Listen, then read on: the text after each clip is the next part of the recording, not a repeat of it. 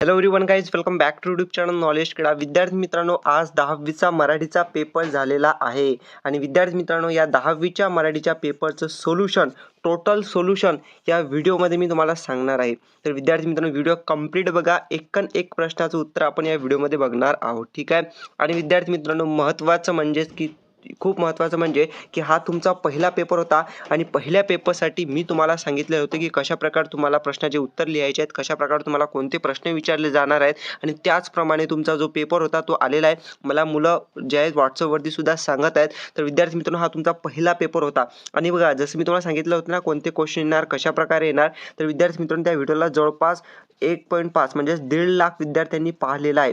पण विद्यार्थी मित्रांनो, तुम्हाला एक सांगू का, 1.5 लाख विद्यार्थ्यांनी 10वीच्या पाहिलं, पण विद्यार्थी मित्रांनो फक्त आणि फक्त 90% जे विद्यार्थी ते व्हिडिओ बघतात पण चॅनलला सबस्क्राईब करत नाहीत. मी सबस्क्राईब केला का सांगतो, मला असं वाटतं तुम्ही सबस्क्राईब नका करू ना, पण माझं म्हणणं हे आहे की तुम्ही ज्या व्हिडिओला पाहिलं पाहिजे, ठीक आहे. पण सबस्क्राईब करून काय फायदा विद्यार्थी मित्रांनो, जर तुम्ही सबस्क्राईब केलं ना तर प्रत्येक विद्यार्थ्यापर्यंत माझा व्हिडिओ पोहोचेल, त्यांना हेल्प होणार आहे, ठीक आहे. कदाचित विद्यार्थी मित्रांनो, तुम्ही जर सबस्क्राईब केलं नाही तर तुमचा माझा व्हिडिओ तुमच्यापर्यंत पोहोचणार नाही. यामध्ये तुमचाच लॉस आहे. मी तुम्हाला सांगू शकतो की आताच्या कंडिशनमध्ये 10वीच्या विद्यार्थ्यांना त्यांच्या प्रिपरेशनसाठी यूट्यूबवरती जेवढी मी तुम्हाला हेल्प करत आहे विद्यार्थी मित्रांनो, तशा प्रकारे तुम्हाला कोणीही करणार नाही, ही माझी गॅरंटी मी तुम्हाला देऊ शकतो. म्हणून चॅनल सबस्क्राईब करून ठेवा. जसं 2022च्या विद्यार्थ्यांना चांगले मार्क मी त्यांना मिळवून दिले होते कमी टाईमामध्ये, तसे तुम्हाला सुद्धा मिळून देणार आहे, ठीक आहे. त्यासाठी चॅनल सबस्क्राईब करून बेल नोटिफिकेशन ऑलवरती सेट करा, ठीक आहे. आय होप सर्वांनी आता सबस्क्राईबचं बटन दाबलं असेल. ओके, एकदम फ्रीमध्ये आहे, सर्वांनी करून टाका, ठीक आहे. तर बघा, आजच्या व्हिडिओमध्ये आपण सोल्युशन पाहणार आहोत मराठीच्या पेपरचं, ठीक आहे. तर विद्यार्थी मित्रांनो, पहा, पहिला इथं आहे गद्यमधलं बघू शकता हा प्रश्न आहे. या प्रश्नाचं उत्तर तुम्ही पहा, वेटर, आचारी, स्वीपर आणि मॅनेजर. न्यू रोबो कंपनीमध्ये हॉटेल व्यवसायासाठी तयार केलेले यंत्रमानव, त्याचे हे 4 उत्तरं, ठीक आहे. तुम्हाला इथं दिलेले आहे तुमच्या पॅराग्राफमध्ये, ठीक आहे. त्यानंतरचा प्रश्न आहे तुमचा, रोबो वेटरचा सर्व्हिसिंगचा कालावधी लिहा. ओके, तर पहिल्या याचं उत्तर तुम्ही बघू शकता, इथं आहे. तुम्ही बघू शकता की एका रोबोची किंमत 1 लाख रुपये आणि दर 2 महिन्यांची सर्व्हिसिंगचे 2,500 रुपये, हे पहिल्याचं उत्तर. नंतर आहे, रोबो वेटरबाबत न्यू एज कंपनीच्या एजंटने दिलेली खात्री लिहा. तर याचं उत्तर पहा, आमचा रोबो वेटर वेटरपेक्षा म्हणजे रोबो वेटर मानवी वेटरपेक्षा दुप्पट काम करेल आणि तुम्हाला दुप्पट कमाई करून देईल, याची मी खात्री देतो. तर हे याचं उत्तर. नंतर विद्यार्थी मित्रांनो, प्रश्न होता स्वमताचा. रोबो व माणूस यांच्यातील वागण्यातील ठळक फरक तुमच्या शब्दात लिहा. 3 मार्कासाठी आलेलं होतं विद्यार्थी मित्रांनो. मी तुम्हाला सांगितलेलं होतं की स्वमताचा प्रश्न तुम्हाला लिहायचा आहे. तुम्हाला जे सुद्धा येते ते तुम्हाला मनाने इथं लिहायचं आहे. आता यामध्ये काय लिहायचं होतं की रोबो व माणूस यांच्या वागण्यातील ठळक फरक. आता रोबोट आणि माणूस याच्या वागण्यातील काय फरक आहे की रोबोट हा मशिनरी एक यंत्रणेने बनलेला आहे. त्याला आपण कमांड दिली तरच त्याप्रमाणे तो इथं चालतो, वागतो, बोलतो आणि मनुष्य हा आपल्या स्वतःच्या मर्जीने चालतो, बोलतो, वागतो. तर रोबोला आपण कंट्रोल करू शकतो. मानवाला आपण तो जसा वागतो त्यासाठी आपण त्याला कंट्रोल करू शकत नाही. त्याच्या मर्जीने वागतो, पण रोबोटला आपण इथं कंट्रोल करू शकतो. ओके, रोबोटला भावभावना इथं नसतात, मानवाला भावभावना असतात. तर अशा प्रकारे तुम्हाला काही फरक लिहायचे असतात तुमच्या शब्दात. तुम्ही याच्यापेक्षा काही वेगळं लिहिलं असेल, ठीक आहे, पण तुम्हाला इथं मार्क्स मिळणार आहे, ठीक आहे. स्वमताचा हा प्रश्न होता. नंतरचा इथं प्रश्न आवाला कृती करा की नेहरू गिरिभ्रमण प्रशिक्षण केंद्रातील अरुणिमाचे खडतर अनुभव लिहा. तर यामध्ये तुम्हाला 4 लिहायचे होते 2 मार्कासाठी. तर याचे जे 4 आहेत विद्यार्थी मित्रांनो, ते पाहू शकता. इथं 4 दिले आहेत तुम्हाला उत्तरं, की छोटे पण बऱ्यापैकी धोकादायक पर्वत चढणे, जवळपास मरणप्राय कठीण अनुभव, ध्येयापासून विचलित करून पाहणारे कष्टदायी प्रशिक्षण आणि यातून जे आहे तावून सुलाखत निघत होते, ठीक आहे. हे इथं 4 इथं उत्तरं होती, ठीक आहे. हा झालं या प्रश्नाचं इथं उत्तर. पहिल्या याचं कृती करा. नंतरचा इथं प्रश्न आहे, एका शब्दात उत्तरे लिहा. याचं उत्तर बघा की एव्हरेस्ट सर करणारी पहिली महिला, ठीक आहे. याचं उत्तर आहे बचेंद्रजी, ठीक आहे. नंतर आहे, अरुणिमा बरोबर बचेंद्री पाल यांच्याकडे जाणारी व्यक्ती. याचं उत्तर आहे भाईसाब. ओके, हे याचं उत्तर होतं. नंतर इथं आहे उत्तर की प्रत्येकामध्ये एक जिद्दी अरुणिमा असते, याबाबत तुमचे विचार स्पष्ट करा. हा सुद्धा स्वमताचा प्रश्न होता. हे स्वमताच्या प्रश्नामध्ये तुम्हाला स्वतःच लिहायचं होतं की प्रत्येकामध्ये एक जिद्दी अरुणिमा असते. अशा प्रकारे अरुणिमा हे एकदम जिद्दी होती, त्याने तिचे ध्येय प्राप्त केले. तशाच प्रकारे प्रत्येकामध्ये अशा प्रकारे एक ध्येय प्राप्त करण्याची जिद्द असते आणि ती जिद्द माणसाला त्याच्या ध्येयापर्यंत पोहोचवते. ती जिद्द प्राप्त करून मनुष्य आपल्या जीवनामध्ये बरेच काही जे असंभव गोष्टी असतात त्या संभव करून दाखवत असते. ठीक आहे, अशा प्रकारे तुम्हाला स्वमत तुमचं लिहायचं असतं. ठीक आहे, त्यानंतर उत्तर पहा अपठित गद्यामधलं. तर अपठित गद्यासाठी तुम्हाला सारांश लेखन सुद्धा आलं होतं प्रश्न 5 मधलं दुसऱ्याचं. ठीक आहे, इथं मी लिहून ठेवलेलं आहे. नंतर बघा याचं उत्तर काय की कर्मवीरांची आश्रयस्थाने. तर कर्मवीरांची आश्रयस्थाने याचं बघू शकता तुम्हाला इथं उत्तर स्थानिकांचे वाडे, वारकऱ्यांच्या धर्मशाळा, वाड्या, वस्त्यावरील घरकुले. तर आता काही जणांनी काय केलं असेल की संस्थानिकांचे वाडे, वारकऱ्यांच्या धर्मशाळा फक्त एवढं लिहिलं असेल. काही जणांनी वाड्या लिहिलं असेल फक्त एका बॉक्समध्ये आणि दुसऱ्या बॉक्समध्ये वस्त्यावरील घरकुले. आता काही जणांनी पहिल्या बॉक्समध्ये 2 हे आणि दुसऱ्या बॉक्समध्ये हे 2 असं लिहिलं असेल तरीही तुम्हाला इथं पूर्ण मार्क्स मिळणार आहे. ठीक आहे, हे तुम्ही केलेलं असेल तर मला कॉमेंट करून नक्की सांगा. नंतर बघा पुढचे उत्तर की कर्मवीरांच्या मते गरिबांची दौलत. तर याचं उत्तर आहे अंग मेहनत. ठीक आहे, नंतर आहे कर्मवीरांनी शिक्षण क्षेत्राला दिलेले मंत्र कमवा आणि शिका. हा इथं कर्मवीरांचा शिक्षण क्षेत्राला दिलेला मंत्र आहे कमवा आणि शिका. ठीक आहे, नंतर इथं आहे पद्य. कवितेची उत्तरं पहा, मी तुम्हाला सांगतो. इथं होतं योग्य आणि अयोग्य खालील कवितेच्या आधारे लिहा. पहिला आहे सकारात्मक राहा, ते आहे योग्य. उतावळे व्हा, ते आहे अयोग्य. खूप हुरळून जा, ते आहे अयोग्य. चौथा आहे संवेदनशीलता जपा, ते आहे योग्य. ठीक आहे, बघा योग्य, अयोग्य, अयोग्य, योग्य हे 4 इथं आहेत. ठीक आहे, तुम्ही काय लिहिलं मला कॉमेंट करून नक्की सांगा. ठीक आहे, नंतर आहेत पुढचे तुम्हाला उत्तर सांगतो मी की कवितेतील खालील संकल्पना आणि त्याचे अर्थ यांच्या जोड्या लावा. याचं उत्तर पहा की मूठ मिटून कशाला म्हणायची भरलेली. याचं उत्तर आहे 3 नंबरचं भ्रामक खोट्या समजुती बाळगू नयेत. आता दुसरं आहे उघडून ओंजळीत घ्यावी मनातील तडी. याचं उत्तर आहे पहिल्या नंबरचं मनातील सामर्थ्य व्यापक बनवावे. तुम्ही काय लिहिलं कॉमेंट करून नक्की सांगा. नंतर आहे 3 नंबरचं बघा की खालील पद्यपंक्तीचा सरळ अर्थ तुमच्या शब्दात लिहा. आता ही जी ओळ आहे खोद आणखी थोडेसे खाली असतेच पाणी, धीर सोडू नको सारी खोटी नसतात नाणी. याचं उत्तर पहा तुम्ही की विहीर खूप खोदली पाणी लागलेच नाही, म्हणून निराश होऊ नको, जिद्दीने अजून थोडे खोद, खाली पाणी असतेच. पाणी लागलेच, धीर सोडू नकोस, सारीच नाणी खोटी नसतात, सगळेच लोक फसवेत नसतात. यामध्ये तुम्हाला हे जे ओळी आहे त्याचा अर्थ लिहायचा असतो होता आणि हे असा अर्थ त्या ओळींचा इथं होता. ठीक आहे, नंतर विद्यार्थी मित्रांनो हे आहे काव्य सौंदर्य. काव्य सौंदर्य काय की झरा लागेलच तिथे खोदा आणखी जरासे. या ओळीतील काव्य सौंदर्य स्पष्ट करा. तुम्हाला इथं स्क्रीनवरती दिसत असेल की याचं काव्य सौंदर्य तुम्हाला कसं लिहावं लागत होतं. ठीक आहे, स्क्रीनवर तुम्ही इथं चेक करू शकता काव्य सौंदर्य याचं कसं आहे या ओळीचं. ठीक आहे, नंतर बघू शकता तुम्हाला इथं होता बघा हे जे प्रश्न मी तुम्हाला सांगितलेले होते की तुम्ही जे आहे तुम्हाला मी त्या व्हिडिओमध्ये काय सांगितलं होतं की तुमच्या ज्या कविता आहेत त्याचं तुम्ही अर्थ करून जा, रसग्रहण करून जा आणि काव्य सौंदर्य करून जा प्रत्येक कवितेचं. आणि बघा विद्यार्थी मित्रांनो ते आलेलंच आहे, कारण की ते ठरलेले प्रश्न आहेत ना, जे की मी तुम्हाला सांगितलेलं होतं की प्रत्येक कवितेचा अर्थ, काव्य सौंदर्य, रसग्रहण करून जा. आणि तुम्ही जर करून गेले असाल, ज्यांनी करून गेले त्यांना चांगले मार्क्स आउट ऑफ इथं मिळालेच आहेत, नक्की मिळाले आहेत. ठीक आहे, आणि त्याबरोबर तुम्हाला मी हे सुद्धा सांगितलेलं होतं, हे सुद्धा तुम्ही इथं करून जायचं. हे म्हणजेच काय की बघा हा प्रश्न कसा आहे की खालील मुद्द्यांच्या आधारे खालीलपैकी कोणते एका कविसंबंधी खालील कृती सोडवा. आता कोणतेही एका कवितेच्या संबंधी म्हणजेच काय, यामध्ये 2 कविता आहेत, भरत वाक्य आणि वस्तू. तर वस्तूचं इथं मी उत्तर लिहिलेलं आहे पुस्तक कविती द. धामस्कर. ओके, नंतर इथं आहे प्रस्तुत कवितेचा विषय तर निर्जीव वस्तूंचा सजीवपणा. ओके, त्यानंतर प्रस्तुत कविता आवडण्याची वा न आवडण्याची कारणे. तर याचं उत्तर हे आहे. ठीक आहे, तुम्ही इथं वाचू शकता. ओके, तुम्ही इथं स्क्रीनशॉट घेऊन असं लिहिलेलं आहे का तुम्ही, ते सुद्धा मला इथं कॉमेंट करून नक्की सांगा. नंतर इथं खालील पंक्तीचे रसग्रहण. ओके, हे खालील पंक्ती म्हणजे हे वाक्य दिलेलं आहे तुम्हाला. घामातून मोती फुलले, श्रमदेव घरी अवतरले, घर प्रसन्नतेने नटले, हा योग जीवनी सारा साजिरा. ठीक आहे, म्हणजे हे जे तुम्हाला 4 ओळी दिल्या आहेत याचं तुम्हाला रसग्रहण करायचं होतं. तुम्हाला इथं दिसत असेल रसग्रहण कसं करायचं होतं. इथं मी फोटो लावलेला आहे रसग्रहणाचा उत्तराचा. तुम्ही असं लिहिलेलं आहे का मला कॉमेंट करून नक्की सांगा. बघा मी तुम्हाला काय सांगितलं होतं त्या व्हिडिओ प्रिपरेशनच्या की तुम्हाला रसग्रहण, काव्यसौंदर्य आणि कवितेचा ओळीचा अर्थ हे तुम्हाला प्रत्येक कवितेचं करून जायचं आहे, कारण की त्या कवितेचं तुम्हाला 100% विचारलं जाणार आहे ना. आणि त्यासोबत हे सुद्धा सांगितलं होतं की या प्रत्येक कवितेचा कवी कोण, कवयित्री कोण, ते प्रस्तुत कविता आवडली ना आवडली हे तुम्ही पॉईंट करून जा. हे 100% ठरलेलं आहे, तुम्हाला येते. ठीक आहे. तर विद्यार्थी मित्रांनो हे अशा प्रकारे होतं. नंतर होतं तुम्हाला स्थूल वाचन. आता स्थूल वाचनाचे प्रश्न तुमच्या पुस्तकात तुम्हाला माहिती आहेत. ठीक आहे. आता मी तुम्हाला सांगतो की प्रेम आणि आपुलकी या गोष्टींमुळे भरकटलेली मुले पुन्हा स्वगृही जाण्यास होतात ही विरांगना या पाठाच्या आधारे स्पष्ट करा. हे डायरेक्टली बिना तुम्हाला पॅराग्राफ देऊन डायरेक्टली विचारलेले आहेत. मी तुम्हाला त्या दिवशी सुद्धा सांगितलं 6 मार्काला. ठीक आहे. हे होतं.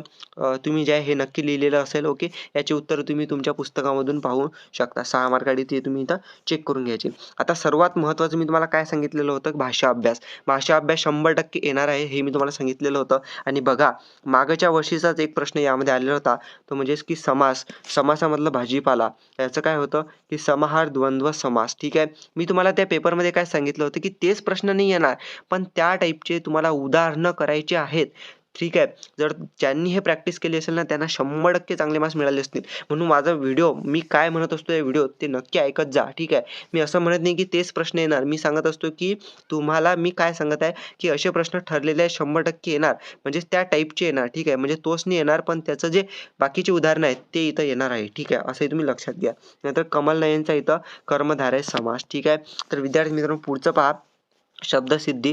शब्दसिद्धीमध्ये प्रत्येक घटित शब्दामध्ये दुकानदार, उपसर्ग घटितमध्ये भरदिवसा, अभ्यस्त शब्दामध्ये लाल लाल, खटपट हे तुम्हाला इथं उत्तर आहेत. नंतर आहे तुम्हाला वाक्प्रचार. आता वाक्प्रचारामध्ये खालील 2 वाक्प्रचारांचा अर्थ सांगून वाक्यात उपयोग करा. चारहीचे मी अर्थ लिहिले.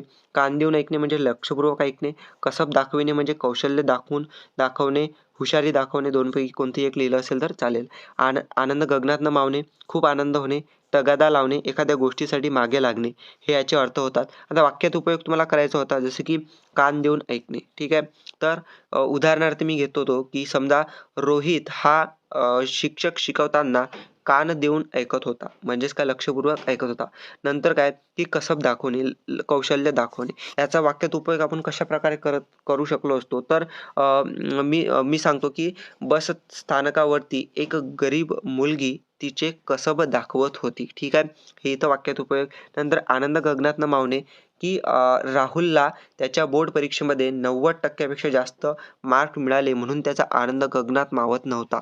हे त्याचं वाक्य उपयोग. नंतर तगादा लावणे म्हणजे एखाद्या गोष्टीसाठी मागे लागणे. आता तगादा लावणे म्हणजेच काय की रोहित हा बॅट घेण्यासाठी त्याच्या बाबाकडे तगादा लावत होता.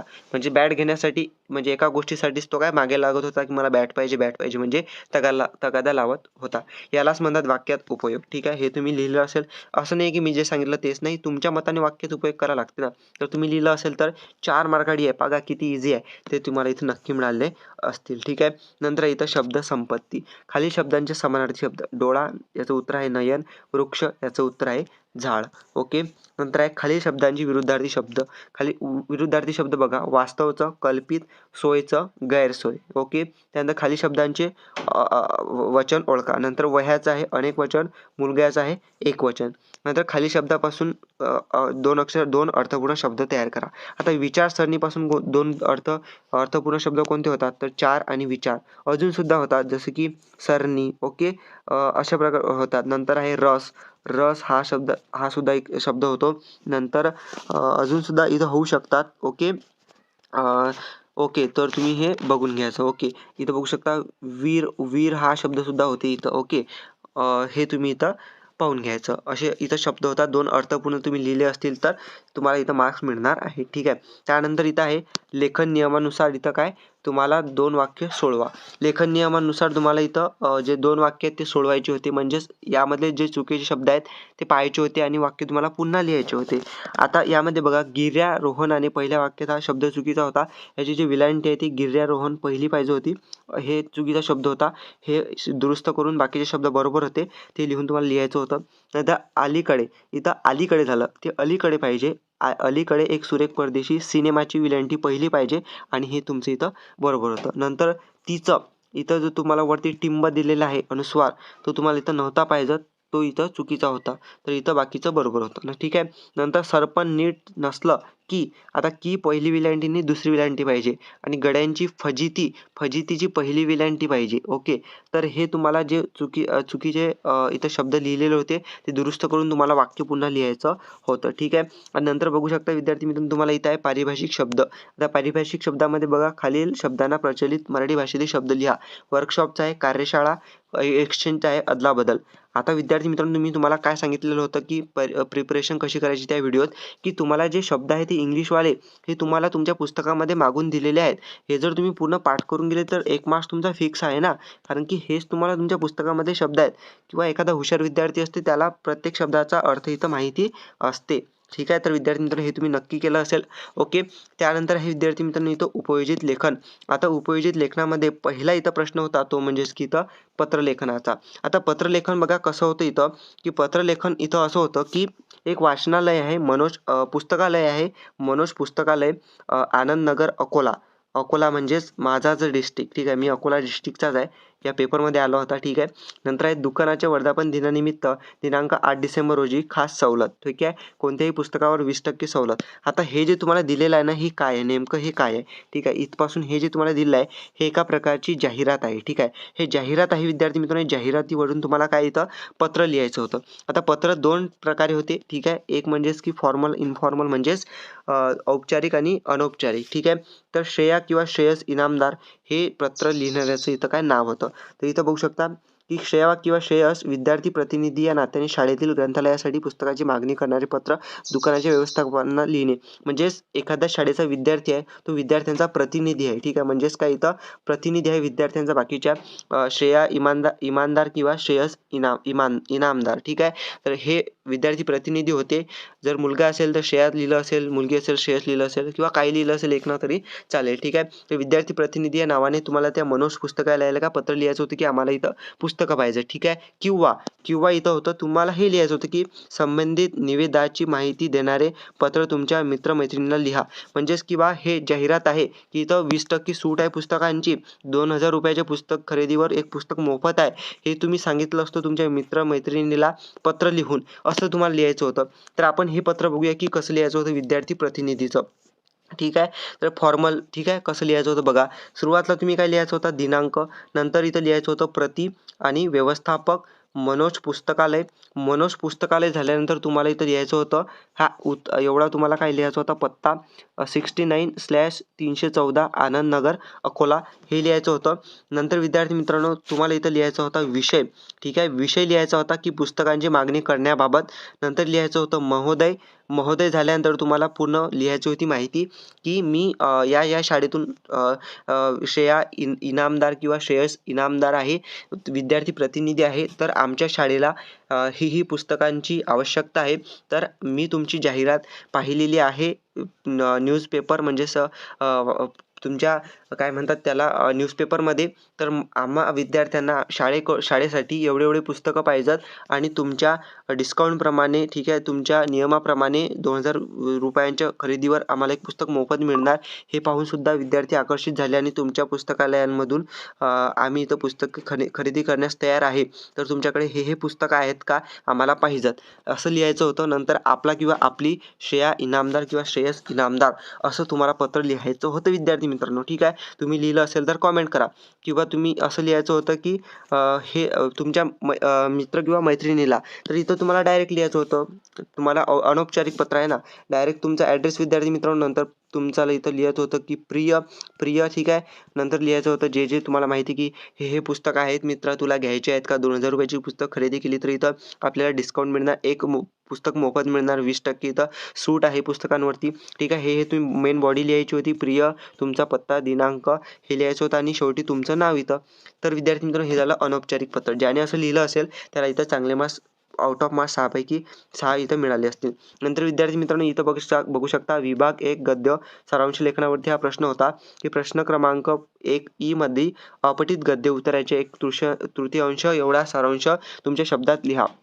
म्हणजेच जो अपठित गद्य आहे ना तुमचा, त्यासाठी तुम्हाला इथं काय लिहायचा होता, त्याचा सारांश लिहायचा होता. म्हणजेच तो एवढा मोठा पॅराग्राफ तुम्हाला दिलेला आहे ना, त्याचं तुम्हाला म्हणजे कमी शब्दात तुम्हाला इथं सारांश लेखन करायचं होतं. आता ज्याने पत्र लिहिलेलं आहे त्याला सारांश लेखन करण्याची गरज नाही, किंवा ज्याने सारांश लेखन लिहिलं असेल त्याला पत्र लिहिण्याची गरज नाही, कारण की कोणतंही एक तुम्हाला इथं लिहायचा होता प्रश्न. ओके, तर विद्यार्थी मित्रांनो, पुढचा प्रश्न इथं होता तो म्हणजेच की खालीलपैकी कोणत्याही 2 कृती सोडवा. आता खालीलपैकी 2 कृती कोणत्याही सोडवा यासाठी तुम्हाला 10 मार्क होते, म्हणजे प्रत्येक प्रश्नाला 5 मार्क होते. तर विद्यार्थी मित्रांनो, जाहिरात लेखन. आता जाहिरात लेखनामध्ये बघा काय आलं होतं, की खालील मुद्द्यांच्या आधारे कला छंद वर्ग याची आकर्षक जाहिरात तयार करा. आता कला छंद वर्ग म्हणजेच काय, हे बघा इथं तुम्हाला पॉईंट दिलाय की सृजन कला छंद वर्ग, दिनांक, वेळ, कालावधी, वैशिष्ट्ये, संपर्क, आयोजक. आता यामध्ये तुम्हाला काय जाहिरात तयार करावी होती. आता जाहिरात तयार करण्यासाठी तुम्ही सर्वात अगोदर काय करायचं होतं, एक तुम्हाला पोस्टर. आता जाहिरात तुम्ही बघताना वेगवेगळ्या, तर त्या टाईप तुम्हाला इथं पोस्टर असं काढायचं होतं. ओके, यामध्ये काय की कला तुम्ही काय लिहायचं होतं, अगोदर सृजन कला छंद वर्ग, नंतर तुम्ही इथं लिहायचं होतं की त्याची वैशिष्ट्ये, म्हणजे वैशिष्ट्ये त्यामध्ये बरेच कलावंतांना इथं मौका म्हणजे त्यांना चान्स दिला जात होता, त्यांना संधी असं लिहायचं होतं. नंतर दिनांक लिहायचा होता खाली की या तारखेला इथं हा वर्ग होणार आहे, कलाछंद वर्ग. नंतर वेळ किती वाजतापासून किती वाजेपर्यंत त्या दिनांकाला होणार आहे. नंतर कालावधी, सेम कालावधी म्हणजे, आणि संपर्क संपर्क आणि आयोजक हे तुम्हाला इथं लिहायचं होतं. पुन्हा जाहिरात तयार करायची होती तुम्हाला इथं कलाछंद वर्गासाठी. ओके, आणि पुढचा प्रश्न तुम्हाला इथं होता तो म्हणजेच की बातमी लेखन. आता बातमी लेखनामध्ये बघा काय लिहायचं होतं, की खालील विषयावर बातमी तयार करा. 8 मार्च जागतिक महिला दिनानिमित्त शाळेत माता पालक मेळावा व विविध स्पर्धांचे आयोजन, पालकांचा उद्दंड प्रतिसाद. आता तुम्हाला इथं काय करायचं होतं, तुम्ही न्यूजपेपर वाचता, न्यूजपेपरमध्ये जशी इथं बातमी येते तशी तुम्हाला बातमी तयार करायची होती. आता यामध्ये बातमीचा विषय कोणता होता, की 8 मार्चला. ठीक आहे, सर्वात अगोदर तुम्ही इथं 8 मार्च लिहून टाकायचं होतं. 8 मार्च, ठीक आहे, मराठीमध्ये लिहायचं होतं 8 मार्च. ओके, त्यानंतर जागतिक महिला दिनानिमित्त शाळेत माता पालक मेळावा व विविध स्पर्धांचे आयोजन, पालकांचा उद्दंड प्रतिसाद. आता 8 मार्च लिहायचं होतं, आणि मनाने काय लिहायचं होतं, की आता शाळेचं नाव मनाने लिहायचं होतं, तुम्ही कोणतंही लिहायचं चाललेलं असतं. ठीक आहे, आणि ठिकाण लिहायचं होतं की मुंबई, पुणे, ठीक आहे, जळगाव, असे मनाने अकोला लिहायचं होतं, असे लिहायचं होतं नाव इथं अकोला. ठीक आहे, नंतर खाली पूर्ण लिहायचं होतं की या शाळेमध्ये जागतिक महिला दिनानिमित्त माता पालक मेळावा आयोजित करण्यात आलेला होता, आणि माता पालक मेळाव्यानिमित्त त्यासोबतच विविध कार्यक्रमांचे, स्पर्धांचे त्या शाळेमध्ये आयोजन करण्यात आलेले होते. आणि याच मेळाव्याला, पालक मेळाव्याला आणि विविध स्पर्धांसाठी विविध विद्यार्थ्यांनी, अनेक विद्यार्थ्यांनी यामध्ये भाग घेतलेला होता, आणि त्यांनी त्यांच्या विविध कला दाखविल्या. त्यासोबतच पालकसुद्धा पालक मेळाव्याला आलेले होते, आणि पालकांचा उद्दंड प्रतिसाद या कार्यक्रमाला मिळाला. त्यासोबतच जागतिक महिला दिनानिमित्त बरेच कार्यक्रम इथं सादर करण्यात आलेले होते त्या शाळेमध्ये, आणि पालकांनी आणि त्या विद्यार्थ्यांनी या कार्यक्रमाला भरपूर प्रतिसाद देऊन कार्यक्रमाला इथं रंग आणला. आणि त्यासोबतच 8 मार्च जागतिक महिला दिन अशा प्रकारे त्या शाळेमध्ये साजरा करण्यात आलेला आहे. असं तुम्ही जर लिहिलं असतं विद्यार्थी मित्रांनो, यालाच म्हणतात बातमी लेखन. तशी बातमी लिहिता तुम्ही पेपर, प्रत्येकाने न्यूजपेपर जर वाचलाच असेल ना, तर न्यूज रायटिंग म्हणजेच काय, बातमी लेखन. ठीक आहे, न्यूज रिपोर्ट तुम्हाला पुढच्या इंग्लिशच्या पेपरमध्ये आहेच, मी तुम्हाला सांगतोच कशा प्रकारे आहे तर. ठीक आहे, नंतर आहे कथा लेखन. आता कथा लेखन तर मी तुम्हाला सांगतो की हे तुम्हाला कथा दिलेली आहे. ठीक आहे, ही तुम्हाला कथा दिलेली आहे, तुम्हाला हे वाचायची होती, आणि वाचायची काय करायची, एवढी वाचून त्याचा अर्थ समजून पुढे तुम्हाला अजून काय कथेचं आहे ते तुम्हाला इथं शेवट लिहायचा होता. आता हे प्रत्येकाचं वेगवेगळं असू शकते कथेबाबत विचार, कारण की प्रत्येकाचे विचार तर सारखे नसतात ना, कारण की कोणी काय विचार करेल. म्हणून तुमच्या मताने जर तुम्ही कथालेखनामध्ये काही ना काही लिहिलं असेल तर तुम्हाला इथं चांगले मार्क्स मिळतील. बघू शकता, तुम्हाला इथं 3 पैकी 2 सॉल्व करायचे होते, सोडवायचे होते. तुम्ही सोडवले असेल मला कॉमेंट करून इथं नक्की सांगा. ओके, त्यानंतर इथं होता लेखन कौशल्य. आता लेखन कौशल्यामध्ये बघा की खालील लेखन प्रकारांपैकी कोणती एक कृती सोडवा. यामध्ये प्रसंग लेखन होतं. आता प्रसंग लेखनामध्ये काय होतं, प्रश्न तुम्हाला इथं होता, सर्वात अगोदर मी सांगतो एक कोणतंही तुम्हाला सोडवायचं होतं. तर प्रसंग लेखनामध्ये तुम्हाला अकस्मात पडलेला पाऊस, आणि तुम्हाला इथं 4 मुद्दे दिलेले होते. आता तुम्ही कसं लिहायला पाहिजे होतं, की अकस्मात पडलेला पाऊस, पावसापूर्वीचे वातावरण. तर गावामध्ये अकस्मात पाऊस इथं पडलेला होता, पण त्या पावसापूर्वीचे वातावरण एवढे भयभीत करणारे होते. प्रत्येकजण आपापल्या घराबाहेर इथं होता, आणि घराबाहेर असताना प्रत्येकजण बसलेला होता. संध्याकाळची वेळ होती. संध्याकाळची वेळ असताना अचानक आणि त्यासोबतच पावसाळ्याचा सुद्धा कालावधी होता आणि अशातच एकदमच पावसापूर्वीचे जे वातावरण होते ते भयभीत करणारे होते आणि पाऊस येण्याचे पूर्णपणे इथं शक्यता वाढलेली होती आणि म्हणून प्रत्येकजण घाबरला होता, की कारण की खूप घनदाट इथं ढग झालेले होते. त्यासोबत विजांचा कळकळाट इथं होत होता. पावसाचा थेंब नसून पण विजांचा कळकळाट इथं होत होता. अशा प्रकारचे इथं वातावरण बनलेले होते. तर असं तुम्ही लिहायचं होतं पावसापूर्वीच्या वातावरणामध्ये. नंतर लिहायचं होतं अविस्मरणीय अनुभव आणि त्यानंतर पावसापूर्वीचे वातावरण बघितल्यानंतर प्रत्येकजण इथं आपापल्या घरामध्ये धाव घेण्याच्या तयारीत होता. त्यासोबतच प्रत्येकजण इथं असा घरी निघण्यास तयार झाला. त्यासोबत मी सुद्धा इथं खूप लांब होतो आणि लांब असताना मी माझ्या घरला जायला निघालो गावातूनच, तर इथं अचानक पावसाची सुरुवात झाली आणि एवढा जोरात पाऊस सुरू झाला, की इथं प्रत्येकजण कशाचा तरी सहारा घेऊन इथं बाहेरच होता. म्हणजे घरी मी पोहोचू शकलो नाही आणि इथं मी बाहेर एखाद्या छताखाली थांबलो आणि एवढा पाऊस जोरात होता, की माझा तो अनुभव अविस्मरणीय होता. मी कधीही तो अनुभव विसरणार नाही. अशा प्रकारचा तो अनुभव होता पावसाचा. एवढा जोरात पाऊस आणि कडकडाटांच्या विजांसोबत होता, की तो अविस्मरणीय होता. तर असं तुम्हाला यामध्ये लिहायचं होतं. नंतर होतं, की प्रत्यक्ष पावसाचा निसर्गाचा तुम्ही घेतलेला अनुभव. प्रत्यक्ष मी माझ्या डोळ्यासमोर पाहत होतो, की विजा कळकळून खाली येत होत्या. जणू असं वाटत होते, की आपल्या जवळच आपल्या गावातच इथं विजा पडत आहेत का झाडावरती असं वाटत होतं. पण मात्र त्या विजा थोड्या दूर लांबवर कोसळल्या असं आम्हाला नंतर कळालेलं होतं आणि तसा निसर्गाचा आम्हाला अनुभूती मी घेतलेली आहे. असा अनुभव मी माझ्या जीवनात कधीही पाहिलेला नव्हता. पहिल्यांदा मी असं पाहिलेलं आहे. असं तुम्हाला यामध्ये लिहायचं होतं. नंतर तुमच्यावर झालेला परिणाम. तर माझ्यावर झालेला परिणाम असं लिहायचं होतं, की माझ्यावर असा परिणाम झाला, की मला कळाले, की पावसाळ्यामध्ये जपून आपल्याला इथं जे आहे अशा प्रकारचं वातावरण तयार झाल्यास अगोदरच आपल्या घराकडे धाव घेतलेली बरी, असं इथं लिहायचं होतं. तर विद्यार्थी मित्रांनो, हे झालं प्रसंग लेखन. मी आता मनाने जोडलं ना, मी अगोदर इथं लिहून नाही ठेवलं, काहीच नाही. मी इथं मनाने बोललो. तर असं तुम्हाला मनाने जे येईल मनात ते तुम्हाला इथं बोलायचं आहे. आता मी जास्त इथं भारी थोडी बोललो. जे आहे प्रत्यक्षात ते मी इथं बोललो ना, तसं तुम्हाला इथं लिहायचं होतं. ठीक आहे. नंतर आहे इथं आत्मकथन. आता आत्मकथनामध्ये विद्यार्थी मित्रांनो इथं पुस्तक होतं. पुस्तकाचं तुम्हाला आत्मकथन लिहायचं होतं. आता एखादं पुस्तक असेल, त्या पुस्तकाचं तुम्हाला लिहायचं होतं. उदाहरणार्थ तुम्ही घ्यायचं होतं, की मराठीचं 10वीचं पुस्तक असं लिहायचं होतं ना. एकदम सोपीतला सोपीत पॉईंट घ्यायचा विद्यार्थी मित्रांनो, कोणत्याही प्रश्नाचं उत्तर लिहायचं. नंतर यासाठी तुम्हाला जन्म व निर्मिती, कधी ते पुस्तक आलं, काय कसं आलं, नंतर 10वीच्या मराठीच्या पुस्तकाचं महत्त्व, तर त्याची वैशिष्ट्ये, नंतर त्याचा आनंद, नंतर त्याचं खंत.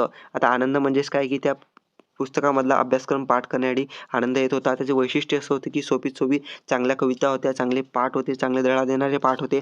खंत या गोष्टीचा, की मी अभ्यास करू शकलो नाही. खंत या गोष्टीचा. तर अशा प्रकारे तुम्हाला पुस्तकाचं सॉरी विद्यार्थी मित्रांनो, पुस्तकाचं तुम्हाला काही इथं आत्मकथन लिहायचं होतं. ठीक आहे. तर म्हणजेच काय, की पुस्तक बोलत आहे म्हणून तुम्हाला लिहायचं होतं, की माझ्यावरती अशा प्रकारे पाठ लिहिलेले आहेत, पण इथं मला प्रत्येकजण समजून घेत नाही आणि खंत या गोष्टीची, की प्रत्येकजण इथं अभ्यासच करत नाही. म्हणजे खंत या गोष्टीचा, आनंद या गोष्टीचा, की चांगले पाठ आहेत. त्या पाठातून इथं बाकीच्यांना अनुभव मिळतो, विद्यार्थ्यांना अनुभव मिळतो. तर अशा प्रकारे तुम्हाला पुस्तकाचं आत्मकथन लिहायचं होतं.